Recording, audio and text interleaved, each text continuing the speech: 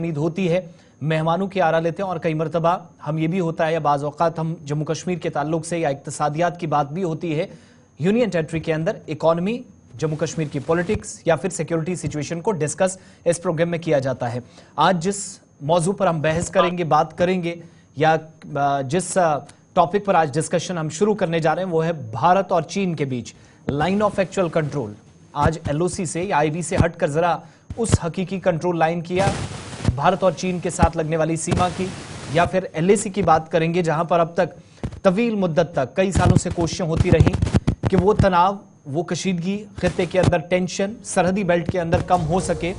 और आहिस्ता आहिस्ता अब उस दौर में दाखिल हुए जहां पर बर्फ पिघलने के आसार नजर आ रहे हैं। पिछले दिनों मीटिंग्स हुई, डेलीब्रेशंस चलती रही दिल्ली और बीजिंग के बीच, और मुलाकातों के बीच भारत और चीन के बीच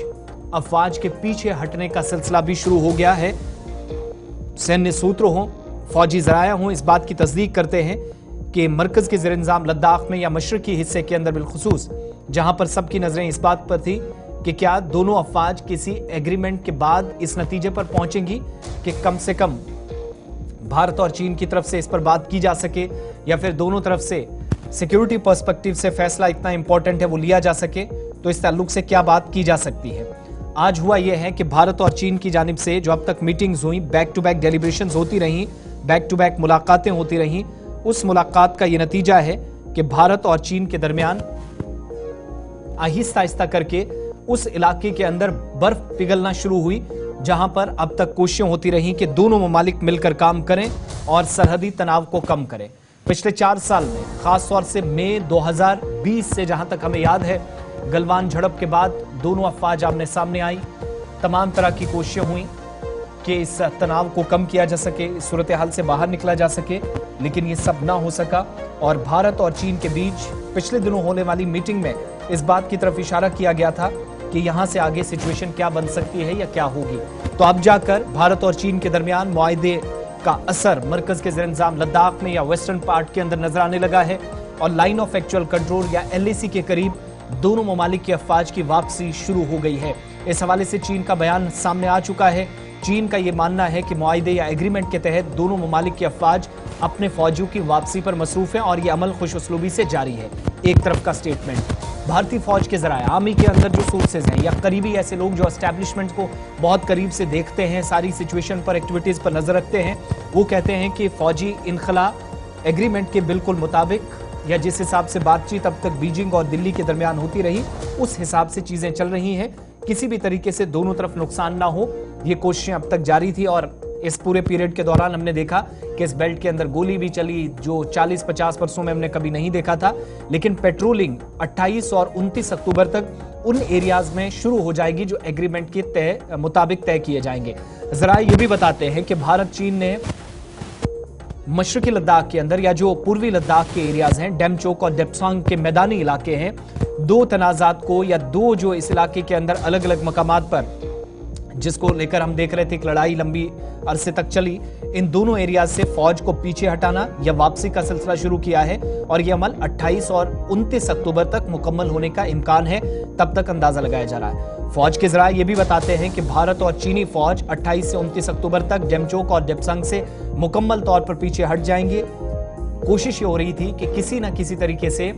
उस इलाके के अंदर जहां पर जंग के आसार बढ़ रहे थे या कभी उतार चढ़ाव हमने काफी ज्यादा देखा, गहमा गहमी काफी ज्यादा रही, फौजी सतह पर सिविल गवर्नमेंट्स ने बहुत कोशिशें की, भारत की तरफ से पॉजिटिव रिस्पांस रहा, लेकिन चीन की तरफ से इस पर हठधर्मी ऐसी थी कि अब तक कोई कोशिश रंग दिखाते हुए, लाते हुए या पॉजिटिव रिजल्ट्स की तरफ नहीं बढ़ पा रहे थे। दस्तबरदारी के बाद जमीनी सतह पर जो कमांडर्स हैं, मुलाकातें हुई,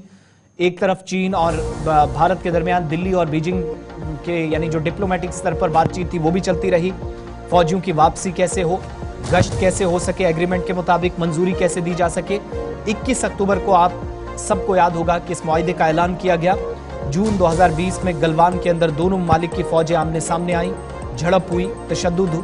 हुआ और इसके बाद ताल्लुकात और भी खराब हो गए। इतना ही नहीं, अरुणाचल प्रदेश और सिक्किम तक के इलाकों तक हमने देखा कि भारत और चीन के दरमियान सब कुछ ठीक नहीं था। गुज़श्ता चंद दहाइयों में दोनों फरीकैन के दरमियान ये सबसे संगीन फौजी तनाज़ा था जिसको बहुत हद तक खत्म करने में भारत और चीन कामयाब हुए हैं। लेकिन क्या मुकम्मल तौर पर खत्म हुआ? इस सवाल का जवाब थोड़ी देर में तलाशेंगे। आप सबको याद होगा कि 15 और 16 जून की तारीख थी, साल 2020 था, जब दोनों ममालिक के दरमियान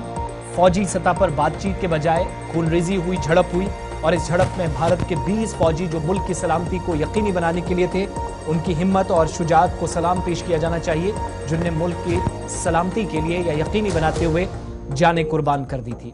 जवाबी कार्रवाइयों में 4 चीनी फौजी भी मारे गए। ये जाकर तकरीबन 1 साल के बाद एक्सेप्ट किया गया चीन की अथॉरिटीज की जानिब से। लेकिन इस तसादुम के बाद चीनी फौजियों ने मशरकी लद्दाख के अंदर पेंगोंग सो झील हो या फिर इसके अलावा हॉट स्प्रिंग, डेप्सोंग और डेमचोक हो, कम से कम 7 ऐसे एरियाज थे जहां पर कहा जाता है कि एक्चुअल लाइन ऑफ कंट्रोल से आगे बढ़े, अलग अलग जगहों पर कब्जा करने की कोशिश की। कुछ हद तक कामयाब रहा, कुछ हद तक जवाबी कार्रवाइयां हुई, पीछे हटा। लेकिन फिर से एक नया सिलसिला शुरू हुआ कि इन एरियाज के अंदर चीन की तरफ से आर्जी ढांचा या जो टेम्परेरी स्ट्रक्चर था वो भी तैयार करने का एक सिलसिला शुरू कर दिया गया। उसको डिसमेंटल करने की भी बात आ रही है, थोड़ी देर में इस पर बात करेंगे। लेकिन ये पॉजिटिव रिस्पॉन्स की तरफ हम जब जा रहे थे, ये बात कहां से सामने आई है? भारत और चीन पिछले दिनों मिलते हैं, ब्रिक्स समिट हुआ और उसकी सबसे बड़ी बात यह थी कि इंटरनेशनली जो भारत की इमेज थी उसको और बड़ा किया गया, बड़ा दिल दिखाया गया। और नतीजा यह हुआ कि जिस हिसाब से 4-5 सालों में हमने इंटरनेशनल प्लेटफॉर्म्स पर लीडरों को या प्राइम मिनिस्टर को शी जिनपिंग के साथ मुलाकात करते हुए देखा, तो बॉडी लैंग्वेज बताती थी कि सब कुछ ठीक नहीं है। लेकिन जो ब्रिक्स इजलास के बाद, ब्रिक्स समिट के बाद जो कुछ काजान में हुआ, वो बताता था कि अगले कुछ दिनों में शायद अच्छी खबर मिल सकती है और बहुत हद तक राहत की खबर भी होगी। इस पर बात करेंगे। लेकिन उस मौके पर जहां से आगे हम ये तवक्को कर रहे थे, जहां से एक्सपेक्टेशन